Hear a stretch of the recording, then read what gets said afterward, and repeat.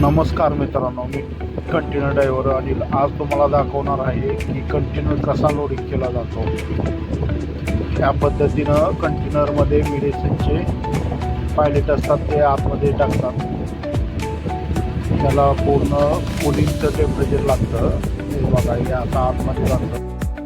हे बॉक्स हलके असतात, याच्यामध्ये जास्त वजन नसतं।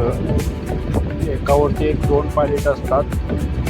एका पायलेटचं वजन असतं 150 किलो, तर दोघांचं वजन 300 किलो। या पद्धतीनं अशी 40 पायलेट टाकतात मित्रांनो।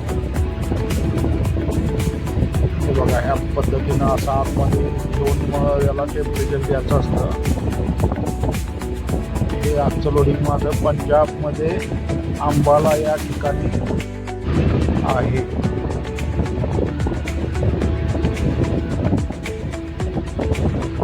हे बघा, हे गोडाऊन आहे।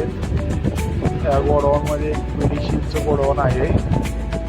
इथे बाहेरून माल येतो आणि इथून साईडला टेम्पो लागला, त्या टेम्पोमध्ये येतो आणि हा भाग माझा कंटेनर आहे, ह्याच्यामध्ये लोड होतो।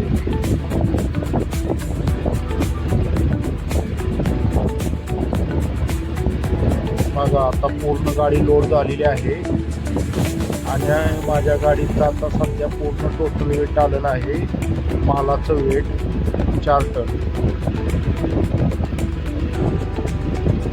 अशा पद्धतीने हा कंटेनर लोड केला जातो। धन्यवाद।